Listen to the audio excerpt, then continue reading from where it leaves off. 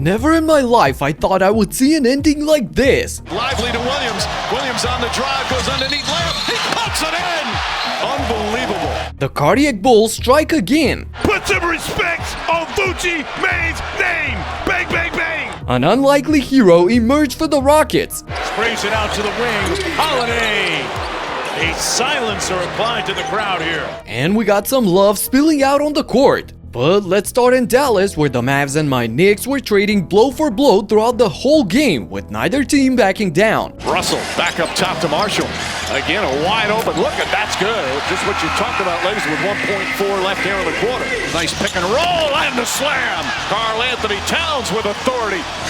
Williams is going to try another three, and boy, that's got to feel good for the young man. This leads us to the most unimaginable ending in basketball. Are you ready? With little over a minute to play and a 2-point lead, the Mavs don't want to rush anything here. But when Marshall decides to get inside, this happens. Lost the handle, gets it back, poked away again.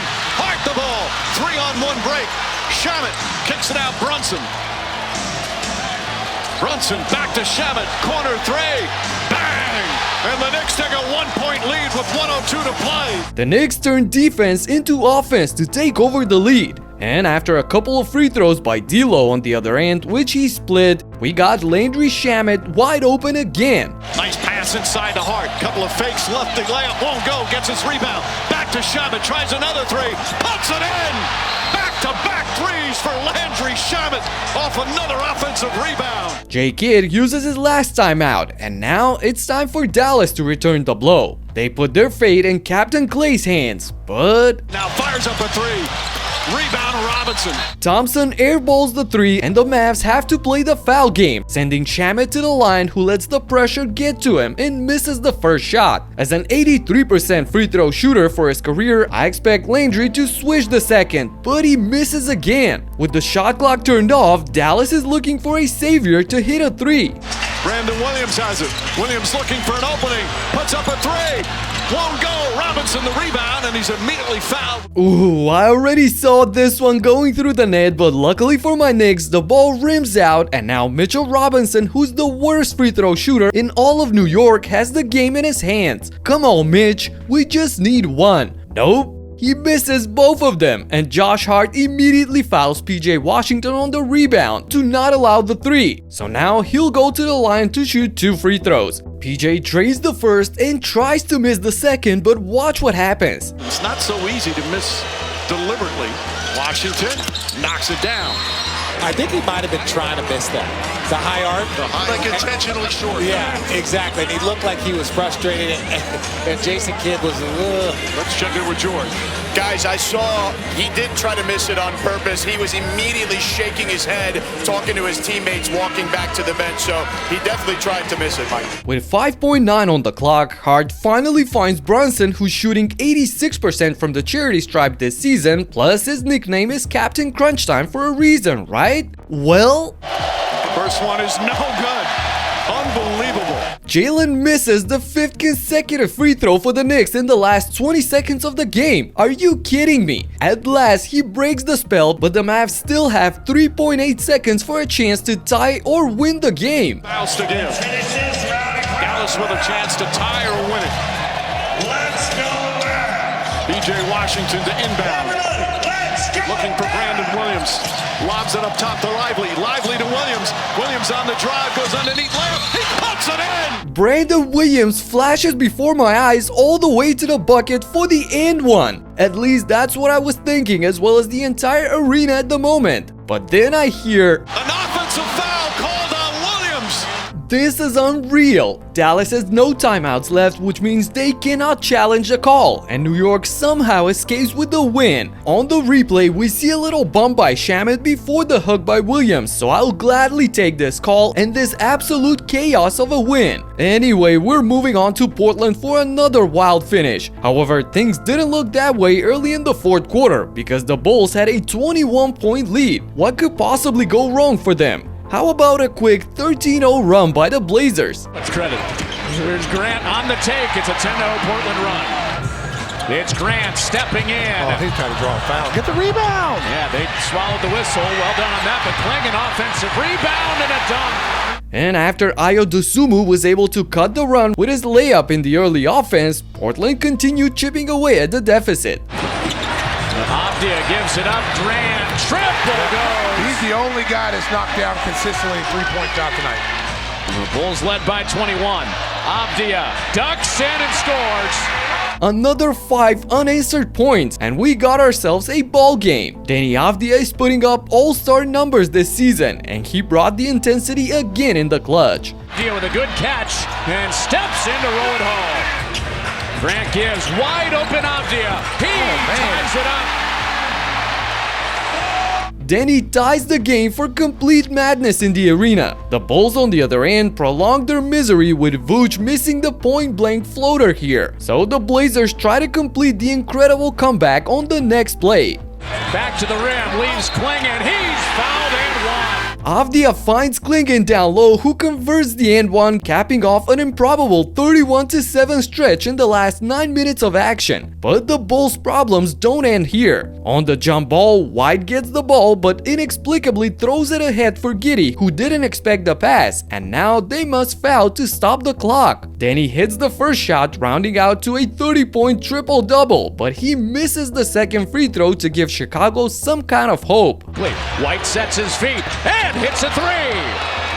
Kobe White redeems himself with a turnover by hitting a quick 3 to cut the deficit to 1 point. So with 8 seconds left, they fouled Jeremy Grant, who was red hot all night with 32 points up until this point. He's 7 minutes off that illness. And he missed. Good foul. Uh-oh, Grant misses one just like Avdia, and now the difference is only 2 points. The Bulls call a timeout, and the rest is history. Ball fake into Kobe, checked by Avdia. Down to 5, down to 4. Game on the line right here. He takes Murray. He ducks under. Vooch for the win. Vooch Maine has done it again. Put some respect on Vooch Maine's name. Bang, bang, bang. Late game killer. We're coming back to Chicago. We're coming back home. The Cardiac Bulls do it again. We had a cardiac arrest in the third, but we're back. Oh my goodness, Nikola Vucevic does it again to stun the crowd in Portland. He's been as clutch as they get this season. All that coming back went down the drain. Man, what an ending. You gotta work on your free throws, kids. And Team Rockets were doing everything they wanted against the Cavs in the first half. Off the away action, Shepard hands it back to Thompson. Thompson with nice handle and an imperious finish. Adams playing out of the pocket. Grant says, I got this. Light work for KD. Inside, great look. Şengün with the finish. Houston built a 20-point lead while Mitchell was nowhere to be found. The only spark Cleveland showed came from Jared Allen. Tendencies to be up and down. Oh, Allen turned up the base. Jeez, the dunk of the year candidate got ruined with an offensive foul call. But I guess that brought out the competitive juices from them in the second half because... Here's Porter Jr. Got downhill, great spin. Greg Porter. The screw for Cleveland. Ball for 3. Porter. Porter Jr. inside. Got it.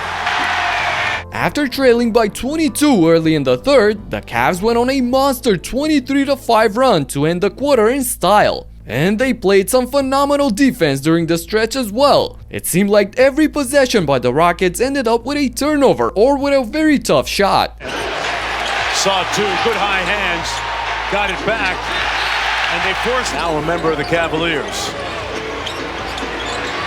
Şengün spins on a dime, no double team coming. Good nail help by Tomlin. Durant. Seeing this, Spider Mitchell finally woke up and started giving Houston all sorts of headaches in the final period. Here's Mitchell again. Contact, no whistle. Mitchell with pace. Got it. The aggressive Mitchell with the hezzy. Spin. Roll. Got it. Donovan exploded for 19 points in the fourth, and guess who was counteracting him on the other end? KD, Şengün, no, it was Aaron Holiday. That 3 Holiday looking for an answer and does. Right to Şengün. Durant sprays it out to the wing. Holiday. Aaron freaking Holiday knocked down some huge timely buckets to keep Houston in front. And to seal the deal at the end, Alpi pulled out the special for Mobley. All over Şengün. Şengün drives it, got him airborne, put him on a flight. What a move by Şengün to send Mobley flying before the lay-in. He finished the game with a team-high 28 points along with 11 boards and 7 dimes. With the latest loss, the Cavs fell to the 4th seed, while the Raptors of all teams emerged to number 2 in the East by winning their 5th game in a row. Their latest victim, the 76ers. Turnover. Raptors get it back. Scotty. The look-off and the two-handed slam. Look at Scotty blowing a kiss to McCain before the bucket. They were out there having fun. Speaking of which, LeBron James was all smiles in his debut against the Jazz, putting up a double-double with 12 assists, looking like Magic Johnson in his first game back. Click right here to check it out and talk to you in the next one. Peace out.